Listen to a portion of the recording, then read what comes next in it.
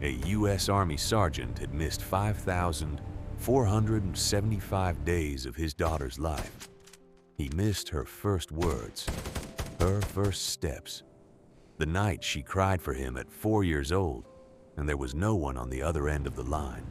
He missed 15 birthdays, 15 Christmases, and the exact day she stopped drawing pictures of him at school and putting them on the refrigerator.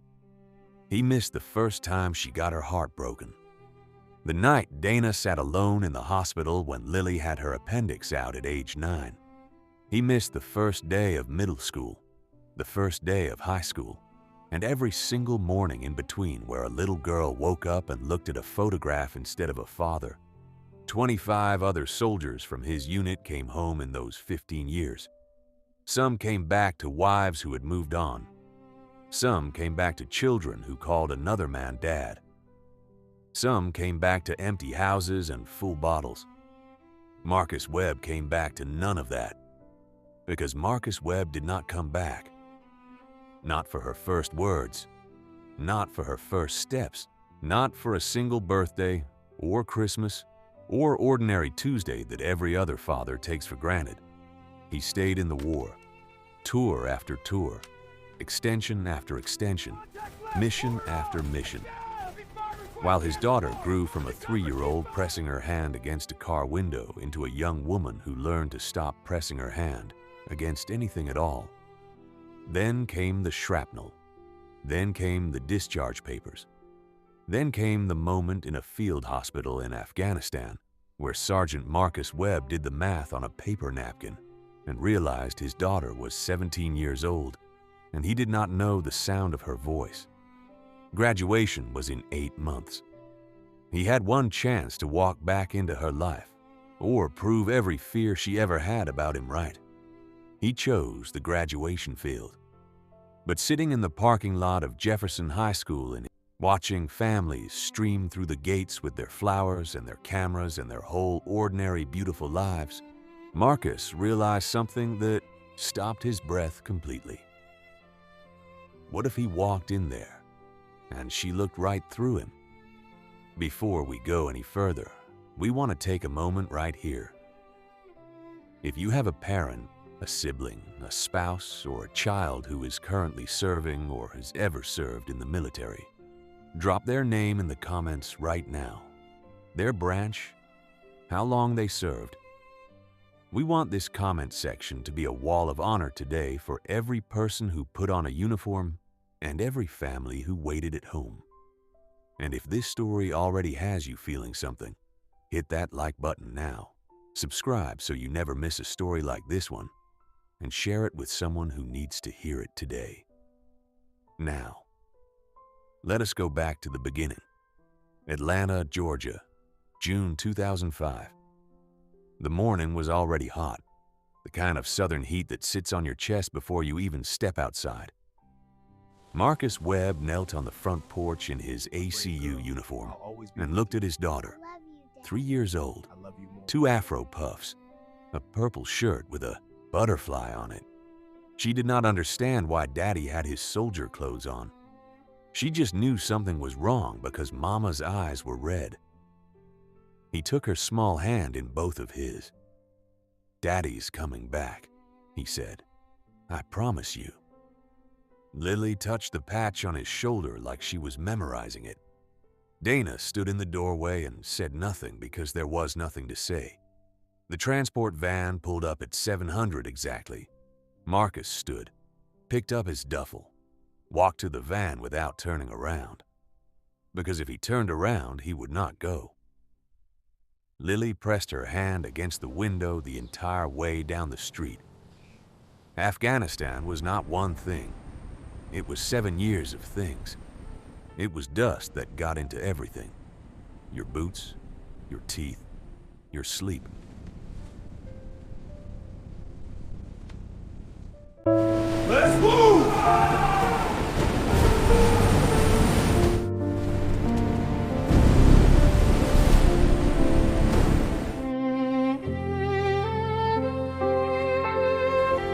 It was the sound of a firefight at 3 a.m., and the silence after that was somehow louder. It was forward operating bases that smelled like diesel and dried sweat, and men who had stopped counting the days. Marcus carried Lily's photo in his left chest pocket. By year 3, the edges were soft and the colors had faded. He kept it anyway. He wrote letters on whatever paper he could find, notebook paper, the backs of mission briefings, once the inside of an MRE box. He sent them when the mail ran. He did not always know when the mail ran. He never knew which ones arrived. He called when the satellite held. It rarely held long enough. He told himself she would understand when she was older. He told himself that for 7 years. Back in Atlanta, Dana held everything together with both hands and no help. She worked the morning shift at the hospital and the evening shift at the grocery store. She helped Lily with homework at the kitchen table at 9 p.m., still wearing her work clothes. She kept Marcus's dress uniform pressed and hanging in the closet because she did not know what else to do with it. The calls slowed down in year 4. By year 5, they were rare enough that Lily stopped asking when Daddy was going to call. The year Lily turned 8, she looked up from her birthday cake and asked, "Is Daddy coming back, Mama?" Donna cut the cake and said, "Of course he is, baby." She did not know if that was true. Every school play had an empty seat in the 3rd row. Dana took pictures anyway. She printed them and mailed them to an address that changed every few months. She never stopped mailing them. By 2017, Lily Webb was 15 years old, and she had learned something important. Hoping hurt more than not hoping. She stopped writing back to Marcus's letters sometime that spring, not in anger.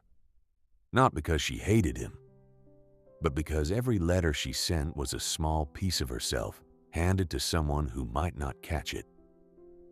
She was tired of reaching. She was tired of the specific loneliness of waiting for someone who kept not coming. She got a job at a diner 2 blocks from the house, weekends and some evenings after school. She was good at it in a way that surprised her manager and no one who knew her. Patient with difficult customers, warm with the elderly regulars.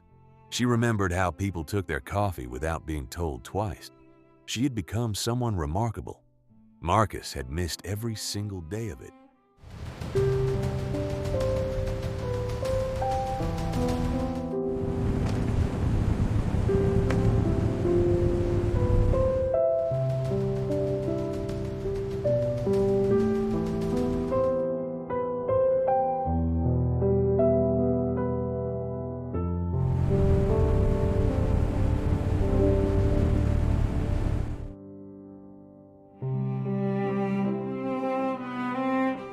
Contact left! Suppressing fire! Convoy hit, requesting air support! Keep shooting, I'm good! Ambush, taking heavy fire, requesting immediate support! Suppress the fire, keep them pinned! I'm hit!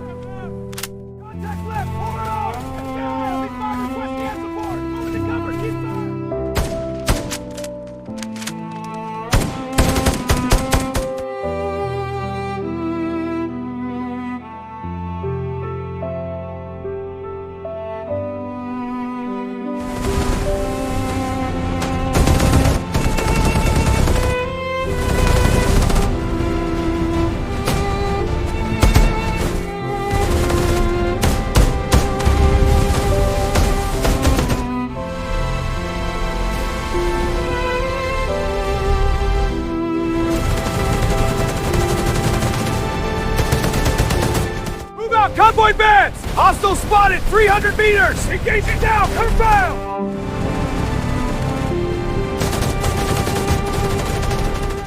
Move to the Humvees! Copy that! Cover it! Take them down!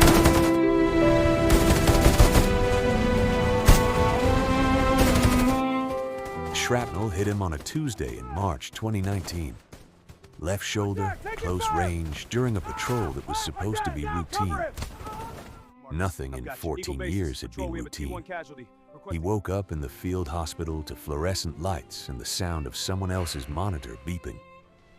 His discharge papers were on the table beside his bed.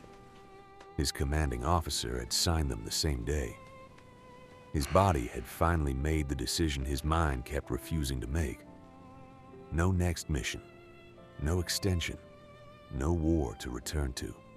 For the first time since 2005, Marcus Webb had nowhere to be. He lay in that hospital bed and did the math on the back of an intake form. Lily was 17. Graduation was in 8 months. He had missed everything. He could not miss this. It was the simplest decision he had ever made, and the only one that had ever truly terrified him.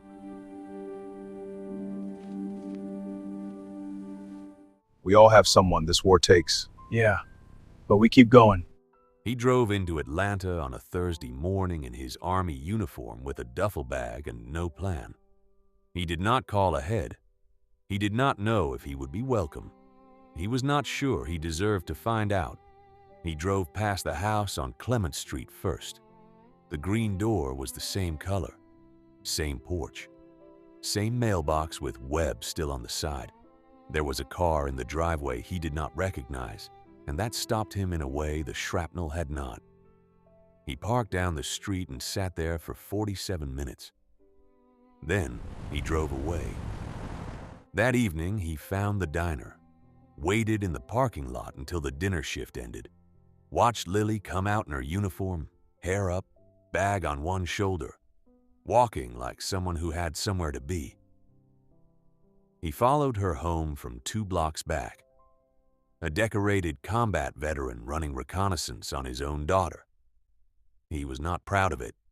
He put on his Army uniform at 7 a.m. in a motel room 6 blocks from the school. The ACUs, the same digital camouflage he had worn through 7 years of Afghanistan. The same uniform Lily had touched on the front porch when she was 3 years old, pressing her small fingers against the patch on his shoulder like she was memorizing it. He arrived at Jefferson High School before the gates opened, found a seat 3 rows behind Dinah, close enough to see the gray that had come into her hair since 2005. She did not turn around. She did not know he was there. He watched Lily cross the stage in her royal blue gown, watched her shake the principal's hand, watched her hold the diploma up for a half second the way kids do when they want someone to see it. Then she turned to find her mother in the crowd. She found Marcus instead. The look on her face moved through shock so fast, it almost looked like nothing. Then it became something too large and too complicated, and too long in the making to have a single name. She did not run. She walked. Slowly and deliberately through the crowd of blue gowns and proud families and camera flashes, like a young woman who had learned a long time ago not to rush toward things that might disappear. She stopped 2 feet in front of him, Marcus Webb, who had survived 7 years of combat, who had walked through firefights and dust storms, and the kind of fear most people never get close to, had nothing to say. She looked at him for a long moment and said, "You promised." 2 words, 18 years in them. He had no defense, no mission report, no medal that meant anything on this field. "I know," he said, "and I am here now. If you will let me be." Lily did not answer. She stood there in her royal blue gown and made him wait, just like she had waited. Then she took 1 step forward. 3 months later, Marcus was not living in the house. That was not where they were yet. He came for dinner on Tuesdays and Saturdays. He sat at the kitchen table and learned who his daughter was the only way left to him. Slowly and by paying attention, he learned her playlists, her opinions about everything, the particular sharpness of her sarcasm when she was comfortable enough to use it, the way she laughed exactly like Dana, the The same pitch, the same timing, a thing he had missed being built from nothing. One Tuesday he arrived and the house was quiet. Lily had left a plate of food in the microwave. There was a note on top. It said, "In case you're late." 4 words, nothing else. Marcus stood alone in that kitchen and cried for the first time since 2006. Not from grief this time. From something that felt, slowly and carefully and for the first time in 15 years, like being home. Before you go, we need to ask you something and we want you to answer honestly. Do you think Marcus deserved forgiveness? He served his country for 15 years. He bled for it. He gave everything he had to a mission that was never going to end on his terms. But a little girl pressed her hand against a car window and waited for a father who kept not coming home. Was he honoring his duty or abandoning his daughter? There is no right answer. Drop yours in the comments below. We genuinely want to know where you stand. And if you grew up waiting for a parent to come home, if you know what it feels like to save a seat that stayed empty, we see you. This story was for you. Tell us about them in the comments, their name, their branch, how long they served. Let this comment section be a wall of honor today. If this story moved you, please like this video and subscribe so you never miss another one. And share it, not as a video, but as a tribute. Send it to someone who served. Send it to someone who waited. This story belongs to all of them.